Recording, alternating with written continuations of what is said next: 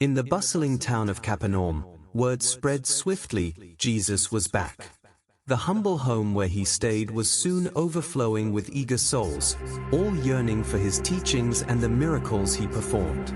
Amid the throng of people, there were 4 friends carrying their paralyzed companion on a worn-out mat. Their faces etched with determination and a glimmer of hope, they knew this was their friend's only chance at a new life. As they neared the house, a wave of despair washed over them. The crowd was immense, a living wall between them and Jesus. Their hearts pounded with desperation. But the flame of faith burned brightly within them, urging them not to give up. With a fierce resolve, they decided to do the unthinkable. They would reach Jesus by any means necessary, even if it meant going through the roof.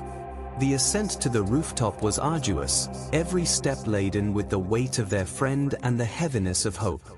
The sun bore down on them, sweat mingling with tears of fervent prayer.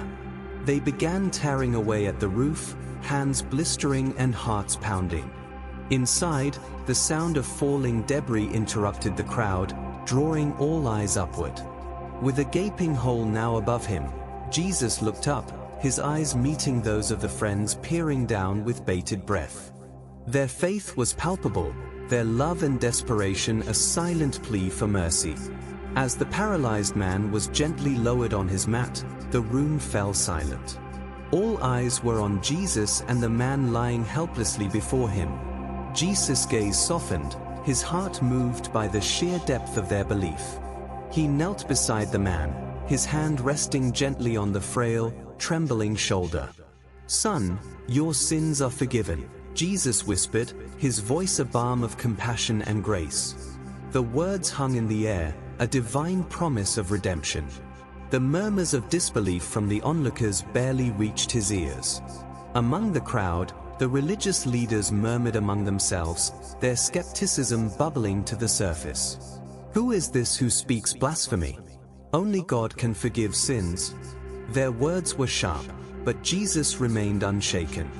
He turned to them, eyes filled with unwavering authority. "Why do you question this in your hearts? Which is easier, to say, 'Your sins are forgiven,' or to say, 'Get up and walk'? But I want you to know that the Son of Man has authority on earth to forgive sins." His voice carried a quiet strength, a testament to his divine mission. He then turned to the paralyzed man, his eyes filled with love.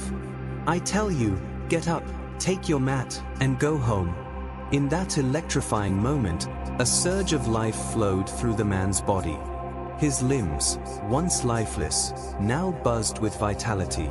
With trembling hands, he pushed himself up, disbelief and joy battling for dominance in his heart. The crowd watched, eyes wide, as he stood, tears streaming down his face. He reached down, grasping his mat with hands now steady with strength, and began to walk. Each step was a symphony of praise and gratitude, a living testimony of faith and love.